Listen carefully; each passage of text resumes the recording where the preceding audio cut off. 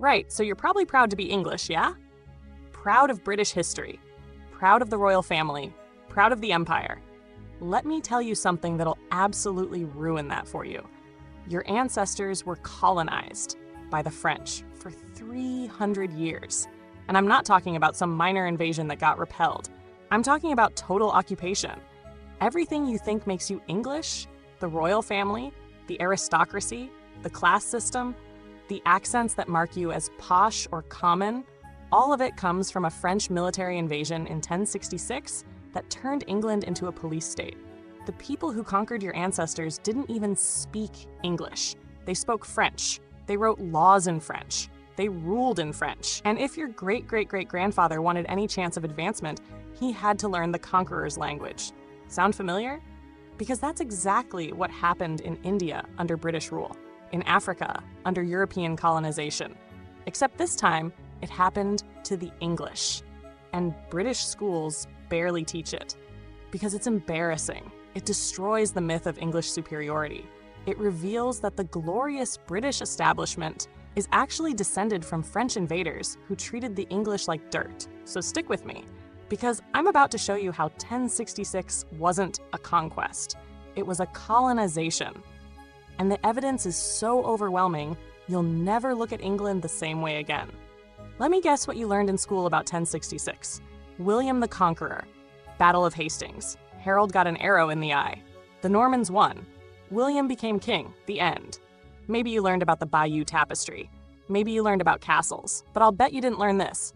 After 1066, the Normans systematically exterminated the entire English ruling class and replaced them with French nobles. You didn't learn that within 20 years, over 100,000 English people were dead from a deliberate famine created by Norman forces. You didn't learn that the Normans built over 500 military fortresses across England to keep the English population under control. You didn't learn that in 1086, the Normans conducted the most invasive surveillance operation in medieval history, counting every pig, every cow, every piece of land in England, not for administration, but for control. Why didn't you learn this? Because it makes the Normans look like what they actually were, colonial occupiers. And it makes the English look like what they actually were, a colonized people. That's uncomfortable. Because British identity is built on being the colonizers, not the colonized. But for 300 years after 1066, the English were colonized by the French. And the British establishment today, the royals, the aristocracy, the upper class, they're all descended from those French colonizers. That's why they have French names. That's why their family mottos are in French. That's why Posh English sounds different from common English, because Posh English is descended from French. The class divide in Britain isn't just about money. It's a linguistic scar from a 300-year occupation. Let me show you how deep this goes. Before I show you what the Normans did, you need to understand what they destroyed. Because the narrative you've been fed is that the Normans civilized England. That's complete bollocks. Anglo-Saxon England in 1066 was one of the wealthiest, most advanced kingdoms in Europe. The English had a unified currency system, a functioning taxation system that reached every corner of the kingdom, written laws in English, not Latin like most of Europe, the highest literacy rate in Northern Europe outside of the church, a network of fortified towns built during Alfred the Great's time. Most importantly, everyone spoke the same language. The king spoke English, the nobles spoke English, the peasants spoke English. There was a shared culture, a shared identity. Now compare that to France, which was a fragmented mess where regional lords barely acknowledged the king's authority. England was more unified than the place that invaded it. The Normans didn't bring civilization, they brought occupation. And here's the thing that really pisses me off. English nobles actually lived among their people. An English earl had his hall in the countryside. He ate with his warriors. He spoke their language. He was part of the community. The Normans? They built castles, stone fortresses, military installations designed to intimidate and control a hostile population. Norman lords didn't live with the English. They lived above them, literally, in castles designed to look down on and dominate the landscape. That's not a cultural difference. That's the architecture of occupation. And it was about to get so much worse. Right, here's where British schools really fail you. They teach you about the Battle of Hastings, one day. October 14th, 1066. Harold dies, William wins. Then they skip ahead to castles and the Domesday Book, but they leave out what happened in between. Genocide. Let me tell you about the harrying of the North. 1069. 3 years after Hastings, northern England is rebelling against Norman rule. English lords team up with a Danish invasion force. They sack York, kill Norman garrisons. For a moment, it looks like the North might actually break free. William's response? He ordered his army to destroy everything between York and Durham, not just military targets. Everything. Burn every village, kill every animal, destroy every crop, poison every well. Make the land so uninhabitable that no one could survive to rebel again. This is what a Norman chronicler wrote about it, one of William's own people. In his anger, William commanded that all crops, herds, and food be burned so that the whole region north of the Humber be deprived of all sustenance. Winter of 1069-1070. The Norman army swept through Yorkshire and Northumbria like a plague. People starved, froze, died by the thousands. Modern historians estimate over 100,000 people died. Some say more. Entire villages were abandoned. The land stayed empty for decades. When the Domesday Book was compiled in 1086, 16 years later, huge stretches of northern England were still recorded as waste, empty, dead, uninhabited.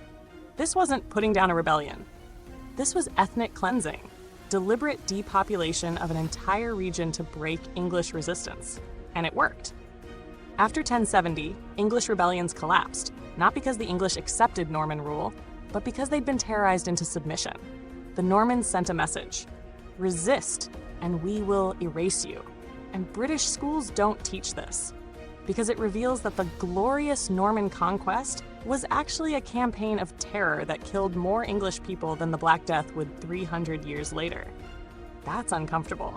So they just skip it. Move straight from Hastings to castles, ignore the bodies in between. So the Normans have crushed English resistance through mass murder, but terror only works for so long. To maintain control, you need systems.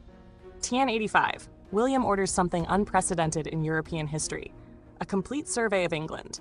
Every piece of land, every resource, every person. The result? The Domesday Book. And this thing is absolutely mental. Commissioners were sent to every village in England with one job: count everything. How many plows? How many villagers? How many slaves? How much woodland? How many pigs? How many beehives? What was the land worth in 1066, before we invaded? What's it worth now, after we've been squeezing you for 20 years? The Anglo-Saxon Chronicle, written by English monks, said this: so very narrowly did he have it investigated, that there was no single hide nor yard of land, nor indeed one ox, nor one cow, nor one pig which was left out. Not one pig. They counted your pigs. This wasn't administration. This was surveillance. Total information control. And here's what really reveals the occupation mindset. The English called it Domesday, as in doomsday, judgment day, because the survey was as thorough and inescapable as God's final judgment. There was no hiding, no escaping. The Normans knew exactly what you owned, and if you tried to lie about your taxes, they had written proof, right? No medieval kingdom had ever been surveyed like this. This level of state surveillance wouldn't be seen again until the 20th century. But here's the really sinister part. The Domesday Book reveals what the Normans did to English landowners. In 1066, England was ruled by English aristocrats. By 1086, just 20 years later, they were gone. The Domesday Book records this in cold detail. Of the roughly 180 major landowners in England in 1086, only 2 were English. 2. The rest? All Norman. Every English earl, every English lord, every English thun, killed, exiled, dispossessed, replaced by Normans who owed everything to William. This wasn't a change of government. This was systematic ethnic replacement of the ruling class. The Domesday Book is the receipts, written proof of the largest land theft in English history. And British schools present it as efficient administration. Efficiency? It was colonization. Right. You want to know how deep this occupation went? Look at the English language. Specifically, look at what you call food. Why do we have 2 words for the same animal? Cow, English. Beef, French. Pig, English. Pork, sheep, English, mutton. Chicken, poultry. Why? Because the English peasants raised the animals, and the Norman lords ate them. The English provided the labor. The Normans consumed the product. The language split perfectly reflects the colonial relationship. But it goes deeper. Look at words related to power. Government, French. Parliament, French. Justice, French. Judge, jury. Attorney, royal. Noble, all French. But words related to work? Work, English. Sweat, till, English. Plowglish. Build, all English. The pattern is crystal clear. French equals power, wealth, control. English equals labor, servitude, submission. This isn't just linguistic evolution. This is a colonial language hierarchy frozen in time. Even today, nearly 1,000 years later, posh British accents contain more French-derived words. Working-class British English uses more Anglo-Saxon words. The class system in Britain is literally based on which language your ancestors spoke after the invasion. If your ancestors learned French and collaborated with the Normans, your descendants became the upper class. If your ancestors kept speaking English and resisted, your descendants became the working class. The social hierarchy of modern Britain is a direct result of colonization, and nobody talks about it because it's embarrassing. It reveals that British superiority is actually just the descendants of French colonizers looking down on the descendants of colonized English people. The whole thing is a lie. So let's be clear about what happened in 1066. A French-speaking military force invaded England. They killed the English king and slaughtered the English army. When the English resisted, the invaders committed genocide, killing over 100,000 people through deliberate starvation. They built 500-plus military fortresses to occupy and control the population. They conducted total surveillance of English resources to maximize extraction. They systematically dispossessed every English landowner and replaced them with French nobles. They imposed French as the language of power for 300 years. They created a class system based on who collaborated with the occupation. That's not a conquest, that's colonization. The exact same thing the British Empire later did to India, Africa, and Ireland, except this time it was done to the English, by the French. And the descendants of those French colonizers? They're the British royal family, the aristocracy, the establishment. Windsor Castle? Norman. The Tower of London? Norman.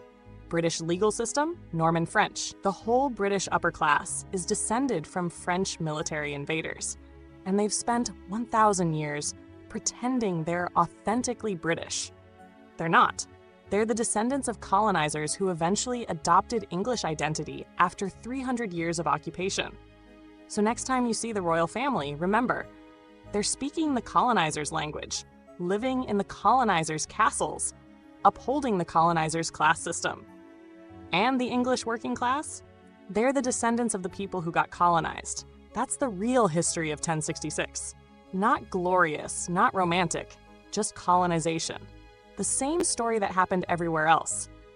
Except this time, it happened to the people who would later become the colonizers themselves. Maybe. That's karma. If this absolutely destroyed what you thought you knew about British history, good. Hit that like button if you're angry this wasn't taught in school. Drop a comment telling me which British tradition you now realize is actually French. And subscribe because I'm going to keep exposing the lies British education feeds you. Next video, the royal family's actual family tree. Spoiler alert, it's French and German all the way down. You're not going to like it. Cheers.